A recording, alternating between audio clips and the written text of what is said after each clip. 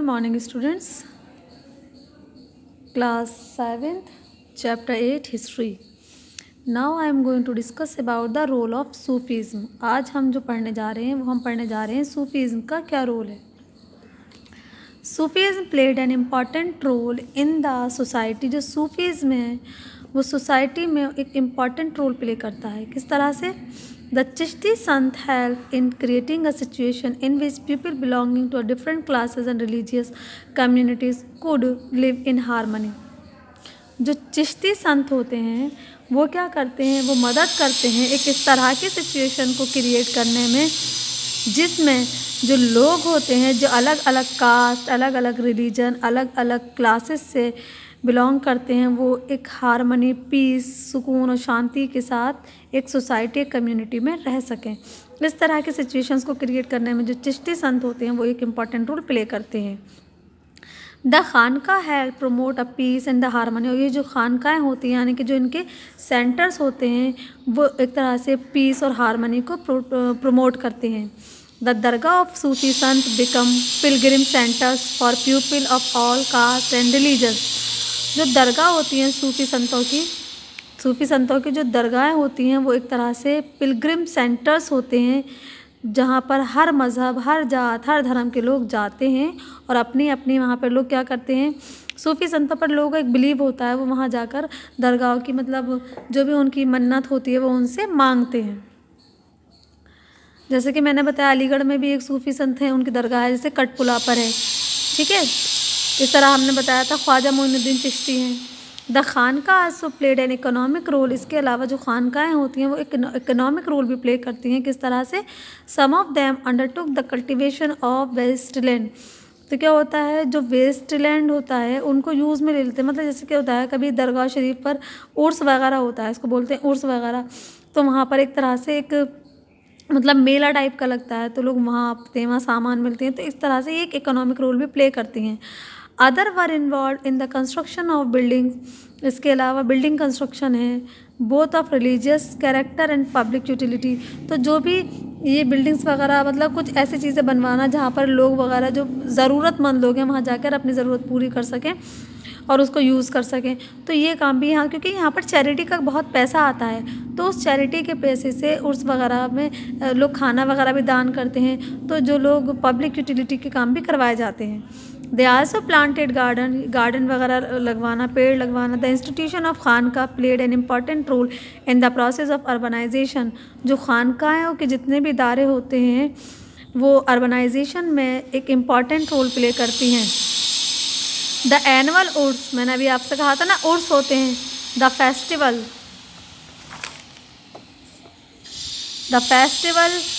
commemorating the death of a spiritual master gave impetus to trade, commerce and production of local handicrafts. तो जो दरगाहें होती हैं वहाँ पर हर साल क्या होता है, उर्स होता है.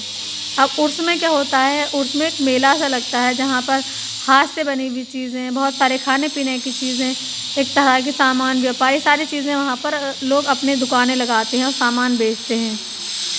और उर्स के दौरान क्या होता है, कव्वालियाँ होती हैं, लोग जाते हैं. तो ये तमाम चीज़ें होती हैं और इस उर्स से एक काफ़ी बड़ी इकनॉमी है जो इस उर्स से इन दरगाह खानकाहों को हासिल होती है. नेक्स्ट टॉपिक है हमारा बेटा भक्ति movement. Narayan and Alvars in south India. The Shiva Nayanar Sant and the Vaishnava Alvar Sant played an important role in spreading the doctrine of bhakti among different sections of the society. हम अगर south India की बात करें तो शिवा, नयानार संत और वैष्णवा जो अलवर संत हैं उनका एक बहुत इम्पॉर्टेंट रोल प्ले किया है उन्होंने भक्ति मूवमेंट या भक्ति डॉक्ट्रिन को फैलाने में. यानी कि सोसाइटी में अगर आज भक्ति जो कॉन्सेप्ट फैला हुआ है डिफरेंट सेक्शन के लोगों में, जो डिफरेंट अलग अलग सेक्शन, अलग अलग ग्रुप के लोग जो भक्ति मूवमेंट को फॉलो करते हैं तो उसमें शिवा और वैष्णवा का बहुत इम्पॉर्टेंट रोल रहा है. Many of these Sant came from the lower caste. भक्ति मूवमेंट के जितने संत हैं वो लोअर कास्ट से हैं, उसमें कुछ औरतें भी हैं. यानी कि भक्ति मूवमेंट, भक्ति का मतलब होता है डिवोशन यानी कि कंप्लीटली अपने आप को अपने गॉड खुदा जिस पर बिलीव है उसमें खो देना, भूल जाना अपने आप को, अपना वजूद, अपनी हस्ती भूल जाना और अपने गॉड में, इंडिविजुअल गॉड में गुम हो जाना।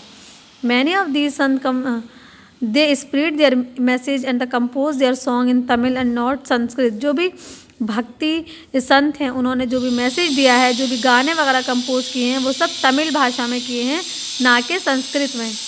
ऑल दीज गेव द भक्ति मूवमेंट अ पॉपुलर कैरेक्टर। और इन तमाम चीज़ों ने भक्ति मूवमेंट को एक पॉपुलर कैरेक्टर, यानी कि इस सब की वजह से भक्ति मूवमेंट काफ़ी पॉपुलर हो पाई है। नेक्स्ट टॉपिक है हमारा भक्ति मूवमेंट ड्यूरिंग द सल्तनत period. There arose during the Sultanate period and other a wave of bhakti movement in the North India, popularly known as Vaishnava Bhakti।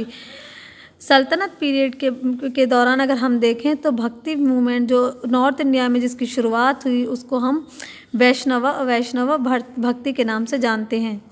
It was different from the earlier south Indian भक्ति। और ये जो वैष्णव भक्ति movement थी ये Indian भक्ति या south Indian भक्ति मूवमेंट से अलग थी, डिफरेंट थी। चलिए हम बात करते हैं Ramananda. Ramananda was the most prominent scholar Sant of the Vaishnava भक्ति in the northern India during this period. यानी कि सल्तनत पीरियड के दौरान नॉर्थ इंडिया में जो वैष्णवा भक्ति के जो सबसे प्रोमिनेंट जो इसको संत थे वो थे Ramananda. He belong to the late 14 and the early 15 century. उनका ताल्लुक कब से है, यानी कि लेट 14 और अर्ली 15 सेंचुरी से उनका ताल्लुक माना जाता है। ही लिव्ड इन साउथ इंडिया। कहाँ रहते थे? साउथ इंडिया में रहते थे। इन अर्ली अपनी ज़िंदगी के शुरुआती दिनों में, शुरुआती हिस्से में वो साउथ इंडिया में, यानी कि अपनी ज़िंदगी का शुरुआती हिस्सा उन्होंने साउथ इंडिया में गुजारा और उसके बाद वो बनारस में जाकर सेटल हो गए। He considered to be the link between the South Indian bhakti tradition and the North Indian Vaishnava bhakti. Ramananda को ये माना जाता है कि उन्होंने साउथ इंडियन भक्ति ट्रेडिशन और नॉर्थ इंडियन वैष्णव भक्ति के बीच एक लिंक को क्रिएट किया है। इन नॉर्थ इंडिया में the Vaishnav bhakti cult acquired a more popular base only in the Mughal period. North India में जो वैष्णव भक्ति है उसको सबसे ज़्यादा पॉपुलैरिटी कब मिली थी? मुगल पीरियड में। तुलसीदास का पीरियड ये दे रखा है 1532 से 1623 तक। Champion the cause of the Rama bhakti. और ये जो तुलसीदास थे किसके वो थे? रामा भक्ति को के फॉलोवर थे। जबकि सूरदास का पीरियड ये है, सूरदास की पैदाइश है, ये डेट ऑफ डेथ है 1483 to 1563। मीराबाई, ये मीराबाई का दे रखा है। And many other popularised Krishna भक्ति। तो बाकी जो दूसरे जैसे सूरदास हैं, मीराबाई हैं, तो ये किसको मानते थे? ये कृष्ण भक्ति। देखो रामा भक्ति और कृष्ण भक्ति मैं आपको बता दूं, रामा भक्ति का मतलब है कि तुलसीदास का जो बिलीव था, तुलसीदास जो राम भगवान के फॉलोवर थे उनका पूरा बिलीव वो उन्होंने खुद को डिवोट कर दिया था भगवान राम को लेकर। और जो सूरदास हैं, मीराबाई हैं और कुछ दूसरे जो स्कॉलर्स थे, दूसरे जो भक्ति फॉलोवर्स थे, वो कृष्ण भक्ति यानी कि उनका बिलीव किस पे ज़्यादा था? भगवान कृष्ण पर। नेक्स्ट टॉपिक है हमारा Ramanuja. This topic I will discuss in next video. Thank you very much.